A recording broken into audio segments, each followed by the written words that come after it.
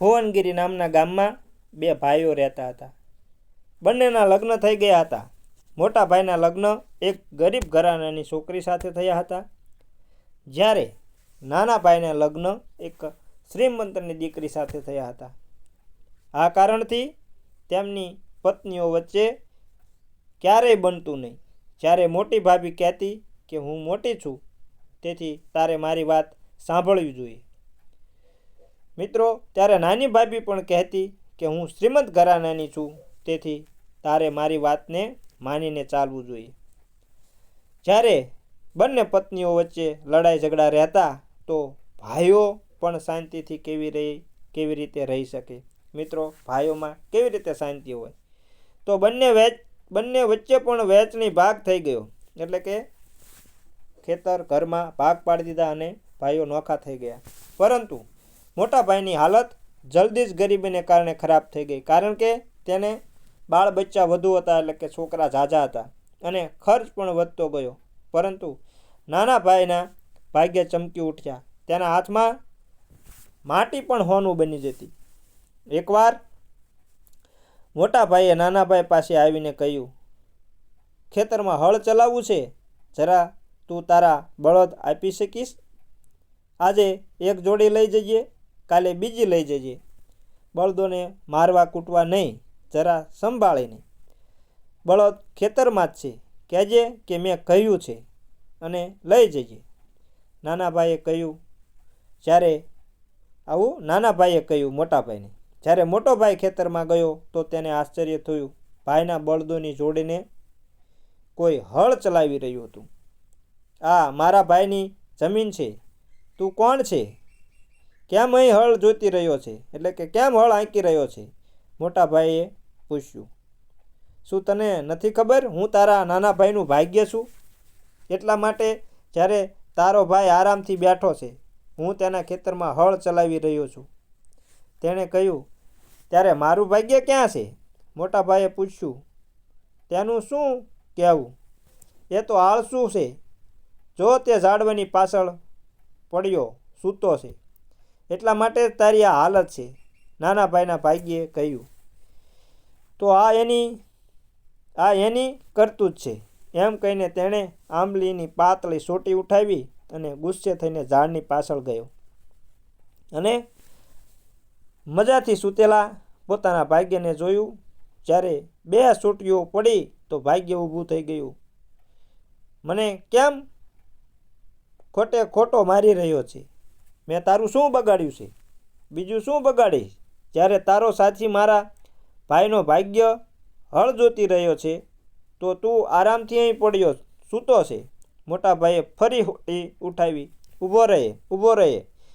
મને ખેતી કરવી બિલકુલ ગમતી નથી. આવડતી વ્યાપારની વાત કર અને ત્યારે જોજે મારી કરામત. ભાગ્યે કહ્યું. વ્યાપાર? પણ મારી પાસે મૂડી ક્યાં છે? હું ભલા શું વ્યાપાર કરી શકું? મોટા ભાઈએ કહ્યું, જ્યારે હું તારી સાથે છું તો મૂડીની શું જરૂર છે? જૂના કપડાનો વેપાર કરજે કે પછી માટીનો વેપાર. જે પણ વેપાર કરીશ, તું જોઈશ કે ઘરમાં લક્ષ્મી નાચ છે. તું તારું બોરિયું બિસ્તર બાંધ અને શહેર તરફ ચાલ. ભાગ્યે કહ્યું. જ્યારે મોટો ભાઈ શહેર તરફ જઈ રહ્યો હતો, ત્યારે તેના ઘરની છત પરથી કોઈના રડવાનો અવાજ આવ્યો. ભાઈએ માથું ઊંચું કરીને જોયું તો કોઈ જાડી બદસૂરત વૃદ્ધ સ્ત્રી છત પર લટકી રહી હતી. તમે કોણ છો? તમે કેમ રડી રહ્યા છો? અહીં ક્યારે આવ્યા હતા? મોટા ભાઈએ પૂછ્યું. અરે બાપ રે બાપ, હું શરૂઆતથી જ આ ઘરમાં આશરો લઈને રહી છું. હું તારું દુર્ભાગ્ય છું. અત્યાર સુધી મારી સારી રીતે ગુજરાન થઈ રહી હતી. શું તમે મને છોડીને જશો? તે ડોશી જોરથી રડવા લાગી. અરે તું છે માસી, જો તું અમારી સાથે નહીં આવે તો ભલા અમને શું સૂઝે? આવ, સંદૂકમાં બેસ, સાથે લઈ જઈશ. તેણે સંદૂક ખાલી કરી દીધી અને દુર્ભાગ્ય સંદૂકમાં આરામથી બેસી ગયું. તેણે સંદૂક બંધ કરીને તાળું મારી દીધું. આંગણામાં એક ખાડો ખોદ્યો અને તેમાં સંદૂક મૂકીને કહ્યું, હંમેશા અહીં જ પડ્યો રહેજે. જો તે ફરીને દેખાવ દીધો તો તારી સાંભળી ઉખેડી નાખીશ. પત્ની અને બાળકોની સાથે તે શહેર ચાલ્યો ગયો. શહેરમાં તેણે જૂના કપડાં વેચવાનું શરૂ કર્યું. ભાગ્યએ સાથ આપ્યો અને જૂના કપડાના ભાવ વધી ગયા. જે ધન જૂના કપડાં વેચીને મળ્યું તે નવા કપડાં ખરીદવામાં લગાવ્યું અને તેને વેચીને તેણે સારો એવો પૈસો બનાવ્યો. જોતજોતામાં તે શ્રીમંત બની ગયો.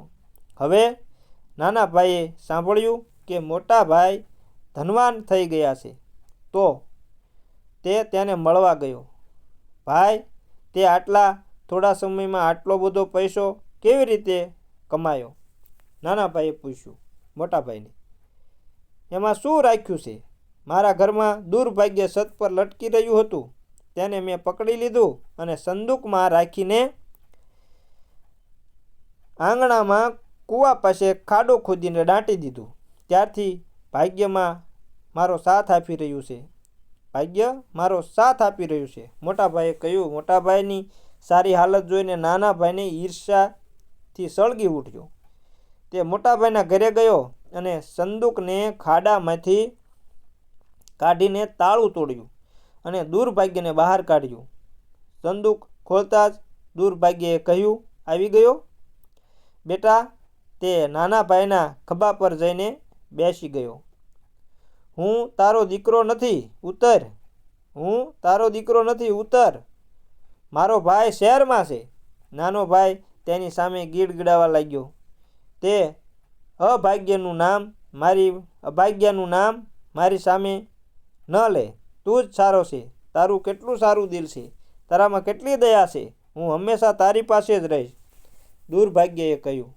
મોટા ભાઈની સારી હાલત જોઈને ઈર્ષ્યા કરવાને કારણે નાના ભાઈને સારી સજા મળી.